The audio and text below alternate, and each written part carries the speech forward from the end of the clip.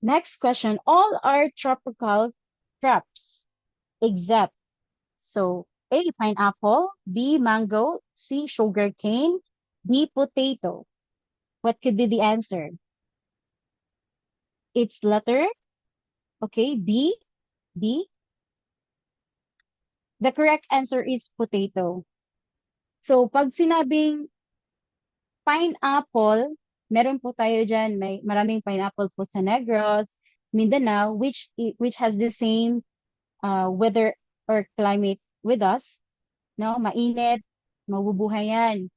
Tag-ulan. Mango, the same thing. Meron po tayong mango dito sa Cebu.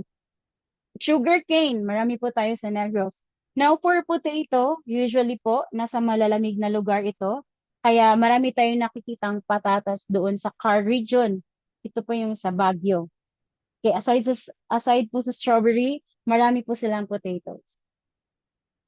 Alright. Now, next question. The judicious removal of plant parts to control growth of a plant physically is what we call as letter A, trimming, B, training, C, topping, D, pruning. Okay.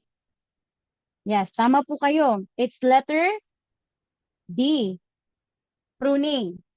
Yung trimming po kasi, ginagawa natin is for landscapes. Ginagamit po ito sa landscapes. Like yung sa San Francisco, yung nakikita natin ah, sa hotels, like sa mga malls, na ang gaganda po ng shape ng tanim nila. Ginagawa po nila is tinitrim po nila iyon. Now for training, hindi po ito training na like ngayon, hindi po. Ito po yung ginagawa natin sa tanim, like sa bonsai, tinitrain natin siya na hanggang dito lang siya mag-grow or dito po siya papunta. Ito po yung training na sinasabi or tinatawag. For topping, ito po yung pinuputol natin yung pinaka-younger shoots niya sa ibabaw. Kanang pudlo na to ang udlot sa tanom.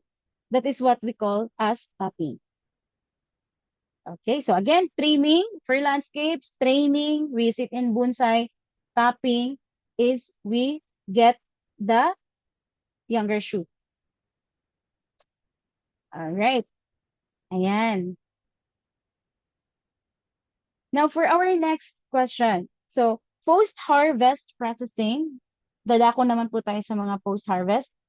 So, post-harvest processing activities that do not change the structure of the commodity. Is it letter A, secondary processing, B, primary processing, C, tertiary processing, D, all of the above? What's the answer po?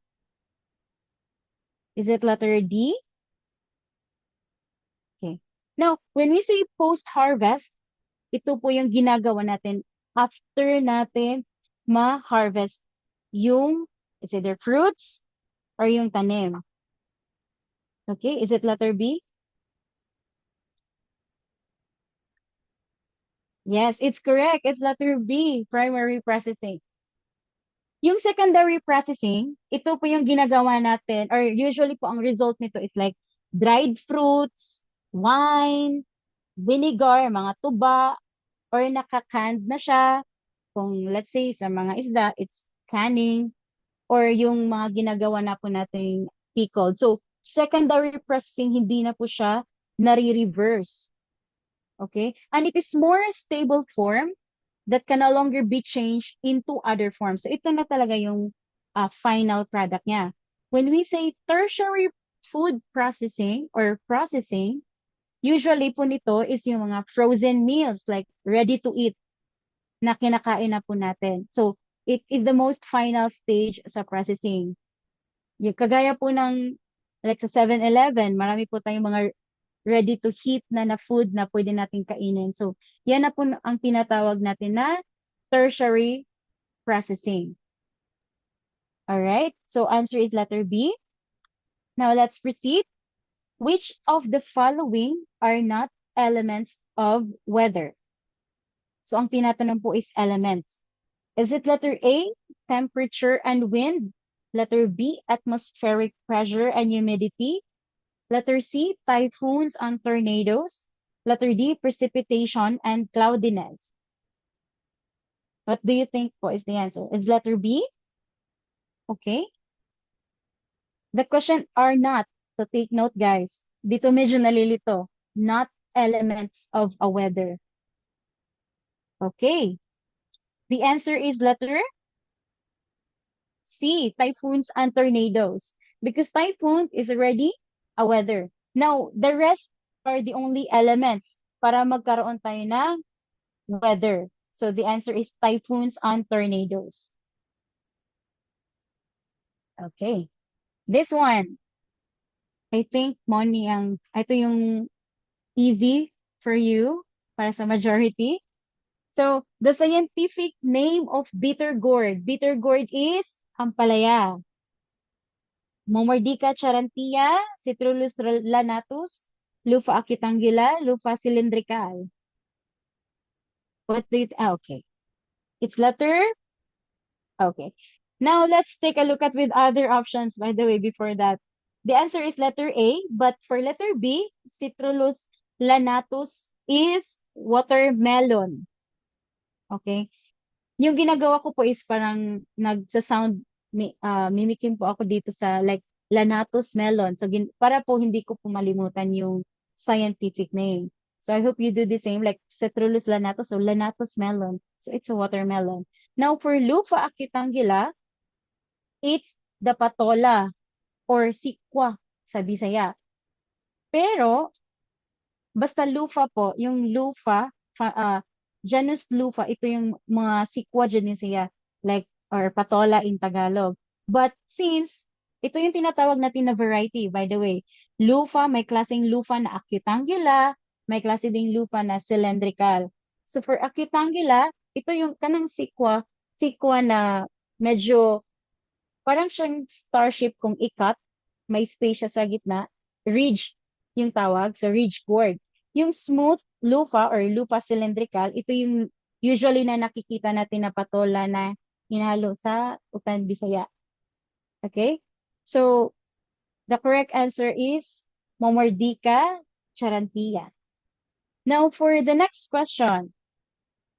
In environment where water is scarce and expensive, and the soil which is sandy is porous, irrigation is best done by this method.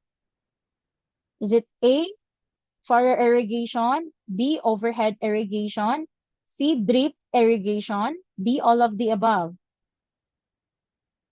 Ano po yung sagot niyo po? It's letter? Ay, may nag-comment, sorry. Hindi ko kasi masyadong na.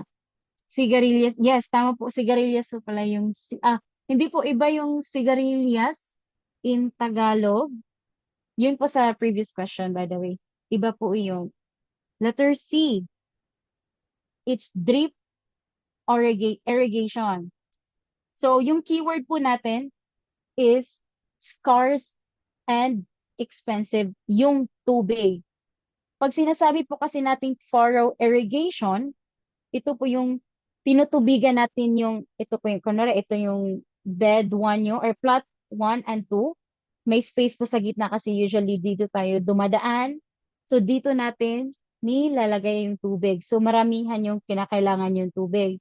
At sinasabi sa question, scarce and mahal nga yung tubig. So, X na po yung furrow irrigation. For overhead irrigation po, ito yung ginagawa natin sa mga gardens na kada corner may tanim. So, ito yung parang nag-helicopter na tubig, nga minsan nga nababasa tayo. It needs a lot of water and yet it is also expensive.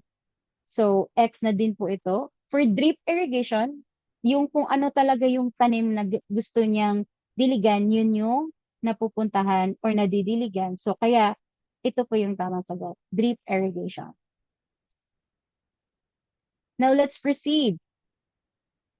For properly dried seeds can be stored for a longer duration with high germination if this container is A, paper bag, B, jute sack, C, sealed tin can, D, plastic sack.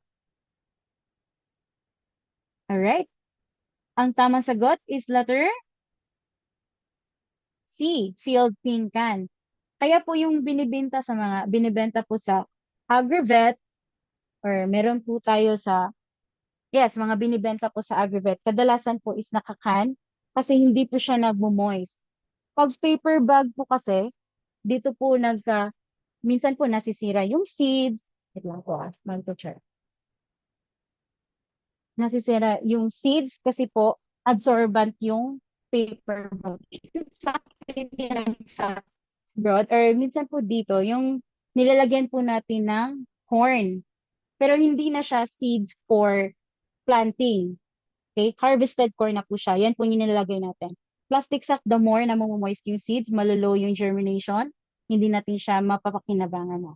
So, sealed tin can is the correct answer.